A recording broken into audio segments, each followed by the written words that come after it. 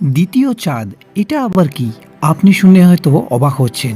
হ্যাঁ, আপনার অবাক হওয়াটাই স্বাভাবিক। মহাকাশে এরকম রহস্যময় ঘটনা প্রায় সময় ঘটে থাকে। তাই দ্বিতীয় চাঁদের সম্পূর্ণ রহস্য আজকে আমি আপনাদের সামনে তুলে ধরব। তার আগে আপনি যদি আমার চ্যানেলে নতুন হয়ে থাকেন তাহলে আমার চ্যানেলটি অবশ্যই আপনি সাবস্ক্রাইব করে রাখবেন এবং পাশে থাকা বেল আইকনে ক্লিক করে রাখবেন। যখনই আমি ভিডিও আপলোড করব তখন সর্বপ্রথম আপনার কাছে চলে যাবে। তাহলে কথা না বাড়িয়ে চলুন মূল আলোচনায়। ঘটনাটি হচ্ছে 2024 সালের 29 সেপ্টেম্বর থেকে 25 নভেম্বর পর্যন্ত আকাশের মধ্যে যে ছোট একটি গ্রহ দেখা দিয়েছিল তাকে মূলত দ্বিতীয় চাঁদ বা মিনি মুন বলা হয়েছিল। এই দ্বিতীয় চাঁদ কোথা থেকে আসলো এবং কোথায় চলে গেল? আসলে এটা কোনো চাঁদ নয়।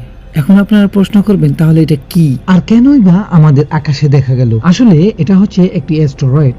এটার মতো অসংখ্য অ্যাস্টেরয়েড রয়েছে আমাদের এই সৌরজগতে। রাতের বেলা যখন অসংখ্য তারা মিটমিট করে জ্বলতে দেখা যায় তখন আকাশের মধ্যে কোনটা তারা কোনটা গ্রহ আমরা তা অনুভব করতে পারি না।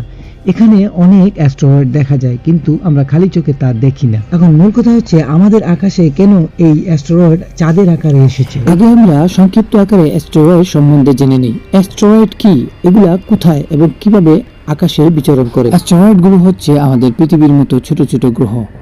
এগুলা আমাদের পৃথিবী যেভাবে সূর্যকে প্রদক্ষিণ করে ঠিক একইভাবে তারাও সূর্যকে প্রদক্ষিণ করে। এগুলা খালি চোখে অনেক ছোট দেখা গেলেও এগুলা যদি পৃথিবীতে ছিটকে এসে পড়ে তাহলে 4-5টি খেলার মাঠ যুক্ত করলে যে আকার হবে তার চেয়েও দ্বিগুণ আকার হবে। আর এমনটি ঘটে গেছে যখন পৃথিবীতে ডাইনোসর ছিল। এখন আপনারা কিছুটা হলেও অ্যাস্টেরয়েড সম্বন্ধে ধারণা করতে পারবেন।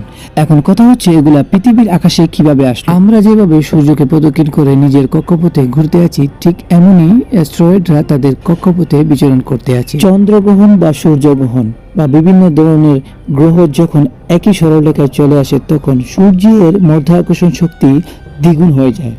সেই শক্তি দ্বিগুণ হওয়ার কারণে অ্যাস্টেরয়েডের বেল্ট থেকে কিছু কিছু অ্যাস্টেরয়েড সেই মাধ্যাকর্ষণের শক্তির কারণে তার নিজ কক্ষপথ থেকে সে এলোমেলোভাবে বিভিন্ন দিকে ছুটে চলে আসে এবং বিভিন্ন গ্রহের পাশ কাটিয়ে সে চলে যায়। ঠিক একইভাবে 29 সেপ্টেম্বর 2024 সালে আমাদের পৃথিবীর পাশ কাটিয়ে এরকম একটি অ্যাস্টেরয়েড অতিক্রম করছিল আর যেটাকে পৃথিবী থেকে প্রায় চাঁদের মতোই দেখা যাচ্ছিল। আর এই অ্যাস্টেরয়েডকে মূলত মিনি মুন বলা হয়েছিল। আর এই মিনি মুন পৃথিবীর জন্য নিশ্চয়ই কোনো সুখবর ছিল না। যদি এটা পৃথিবীকে স্পর্শ করতো তাহলে আপনার আমার অস্তিত্বই একদমই থাকতো না। তাহলে বন্ধুরা আজকের এই ভিডিও আপনাদের কেমন লাগলো অবশ্যই আমাকে কমেন্ট করে জানাবেন। আমার এই প্রতিবেদনটি যদি আপনাদের ভালো লেগে থাকে তাহলে অবশ্যই ভিডিওটি শেয়ার করে অন্যদেরকে জানানোর সুযোগ করে দিবেন। আজকে এ পর্যন্তই। সবাই নিজের খেয়াল রাখবেন। ধন্যবাদ।